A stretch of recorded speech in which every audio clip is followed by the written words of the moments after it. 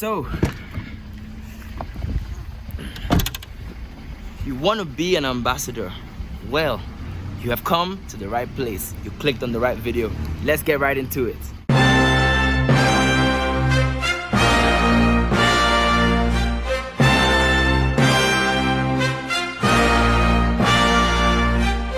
The Hubs Ambassador Program is an opportunity to work with the Hubs team for a semester, and you get the chance to refine your personal and professional skills, of course, for a stipend. Yes, there will be a stipend every month. Furthermore, Hubs Ambassadors are sent to different hub locations on the continent wherever we have a hub, and the more hubs that are opening, the more locations we have for ambassadors to be sent out. The main objective of the program is to have ambassadors contribute to boosting student engagement with the Hubs program and also building that experience at the different hubs, whichever city that is, whichever country that happens to be in.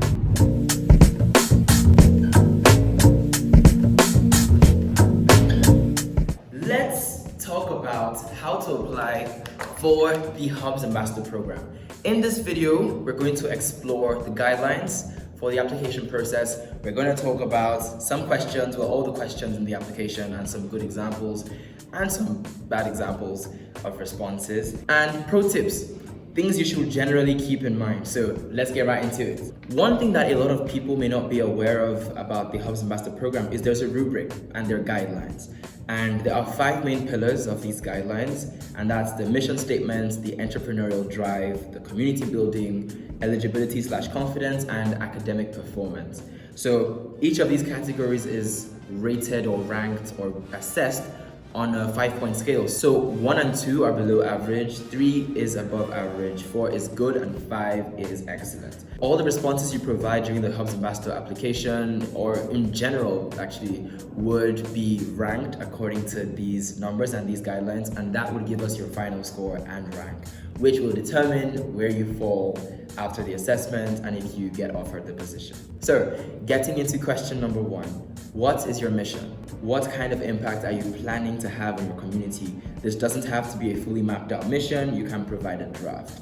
The point to note about this question is we want to have a better idea of the impact that you'd like to make in your community. So as the question points out, you don't have to give us the actual, word perfect, finalized, revised version of your mission, but you could provide an overview or a draft of something you'd like to work on, the kind of impact, as the question asks, that you would like to make in your community. Here's an example of a mission that was well constructed. Through photography, my mission is to promote important causes such as climate change, endangered animals' well-being, and 21st century outstanding innovations by capturing thought-provoking events/ideas that allow individuals to understand the history of such causes, reflect on their needs, and thus inspire proactive solutions. I've got another one. My mission is to create a platform that connects startups with investors while also acting as a resource center for them to get skills and knowledge on how to successfully launch and run their businesses. Good examples. So that's the main point for the first question about what is your mission, and I have put in the comment sections some really great examples of responses to this question number 1. Question 2 is, how have you demonstrated your self-directed and/or entrepreneurial skills so far? Can you provide tangible examples? Listen, all the hints that you would need about this application already exist in the application. The main point for this second question is that last part of, can you provide tangible examples? That's the key phrase. So we're looking at instances where you've taken initiative. It could be, what kind of projects have you worked on? Did you start a business? Have you worked on any idea that's entrepreneurial? Have you run or assisted with any events? These kind of things. So one of the roots of the question is, how have you demonstrated the ability to direct yourself? And of course, this means different things to different people. So it is very possible that you may have done something that's not mentioned in the few examples I just gave, but that story, that is the essence of what we're trying to find out in this second question. Remember when I said I'll give examples of what you could do and what you should not do? I'm not going to tell you which this is, I'm going to read it to you and then you decide. So in response to this question, how have you demonstrated your self-directed and/or entrepreneurial skills so far? Can you provide examples? This response said, so far, I can navigate through my learning journey and create a network and collaboration within the ALU and out to ensure adequate progress. Yeah, don't do that. So if you were paying attention before I read this example, you would notice that a couple of things missing from this response. A tangible example. You've given us an overview of what you can do or what you think you can navigate, but we still don't know you any better after your response to this question. And also, it's one sentence. It's a bit challenging to respond fully to this question in just one sentence. Question number 3 is, how have you been involved in community building, and can you provide tangible examples? You must already see where I'm going with this one. So it is similar to the previous question, key phrase, tangible examples. The more specific, the better. So people might mention things like the classes they ran, the charitable work that they did, events that they helped organize, other kinds of programs that they've run or materials that they created. My comment here will be about the timeline though. So we know that you may not have been at ALU for the longest time. You may just have arrived, maybe from one of the newer intakes. So you may not have enough experience or haven't done enough things, in quotes, at ALU just yet, but try to provide recent examples. So even though you did things while you were 14 or 10, and that's great, it may not carry as much weight as things that you did more recently, say this year, last year, or well, the year of your application, or a couple years prior. And that takes us to question number 4. Question number 4 is one of the most exciting questions. This is your time to shine. If you're not sure you've made sense in questions 1, 2, or 3, question 4 can boost you a lot. Common mistake: simply stating your passion for leadership or being a volunteer or for excellence in education is not gonna cut it. Why, you ask? Because everyone says that. And it was actually quite curious. For one of the application rounds, people were specifically mentioning leadership, creativity, communication, and problem-solving skills, almost specifically in that order, and several applicants said the same thing.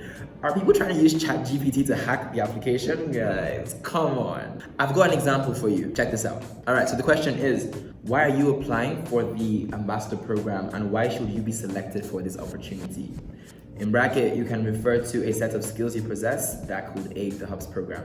And this response goes like this: I'm applying for this position because I feel I can represent my school.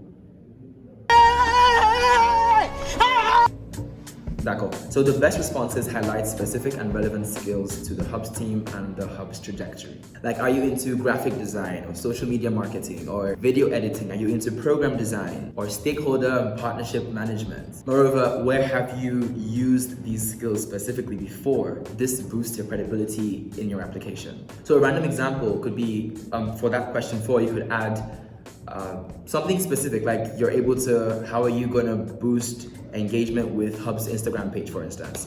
How are you going to get the followership to fly to like 1,500 students by the end of your tenure as an ambassador? Or do you have a new system or process for data management because you're trying to collect feedback from different hubs and consolidate that feedback? Or how do you get your peers and classmates to read emails? It doesn't have to be any of these ideas, but the more specific it is, and the more you tell us about something that you can do or how that connects to the Hubs team and where the Hubs movement is going, then that makes your application much more powerful. So these are the main questions that we've already covered, and I hope these tips will help you in preparing for your application whenever you decide to apply for the Hubs Ambassador program.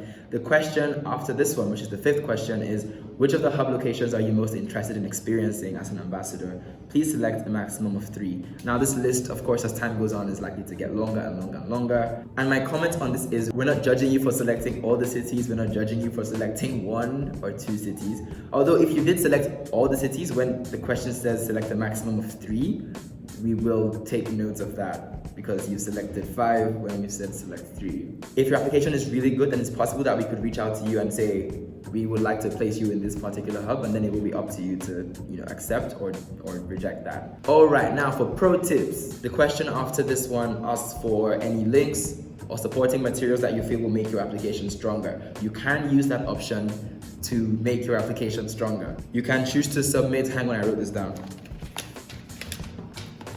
You can choose to submit your LinkedIn profile, a project report, a YouTube video that you worked on, a portfolio, your IG if you think that works out, certificates or other forms of accreditation that you might want to share. So use that space if you do have anything to support your application, because in many cases it helps with boosting what we know about you as a candidate. If you can add references. If you have people who have written references for you, that could also be a chance for you to add any of those documents or recommendations to your application. Also, another trap that people tend to fall for is you send a link and you don't give viewing access to anyone. So we're not going to request access to the document you submitted for supporting materials. If we can't view it, then we can't view it and you've lost your chance to make your application stronger. So you can do research. There are several CECs available at your disposal. You can ask them what's going on in Kigali, you can ask them what's going on in Nairobi, in anywhere else, and you can use that information to complement or enhance your application altogether. Because the more you demonstrate your knowledge about the particular hub or about the hub program in general, the more attention you get as a candidate. We've already talked about this one, so give examples. Don't be shy to tell stories. You can spice it up with stories. Be specific. Have I already said that? I think so. Check your grammar. That's another point that's very important. Check your grammar and your writing and your spelling. You can use Grammarly. You should have access to that already. And the last point is use your voice. So don't try to write like someone else or sound like someone else, because in some ways this would also show. So try to use your authentic voice as much as possible and put that forward. And that's it for how to apply for the Hubs Ambassador program. I forgot to mention this earlier, but your academic performance will be considered. That's part of the rubrics. I think I mentioned that earlier. It's part of the rubrics, so you will be required to submit your statement of academic performance. And if you are in the onboarding semester and you don't have a statement of academic performance yet, the FAQ sheet tells you exactly what you need to do instead and how you should take a screenshot of the work that you've been doing on Canvas. So there you have it, there it is. All the best with your applications for the Hubs Ambassador program. We look forward to seeing your applications and to reviewing your fantastic write-ups that showcase all the amazing skills you have. If you have any questions, you know where to reach us at this email. Is this the right place? Yes, at this email. Also here. This is Instagram, because why not? And also here, because you're watching this on this channel, so please don't forget to subscribe, to like, to comment if you have any questions or any comments. And I'll see you in the next one. In this video, we're going to be talking about the grading guidelines, so how to apply for the Hubs Ambassador program. And we're going to go through the questions. Yeah, true, I got tennis in the morning. Before I start swinging, that man's gonna need a warning. Red light whenever I'm recording. Red light on the forehead of the informant. See, I'm the only one on Gorilla. Sims is back here, just got rid of. Getting into question number 1. What is your mission? What kind of impact? Okay then, let's...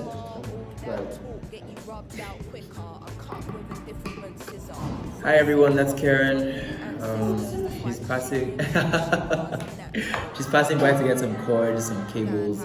You're going to see her on her way out again. She's one of the superstars at the Circular Design Hub. You cannot miss her energy or her drama. Anyway, case in point. Where was I?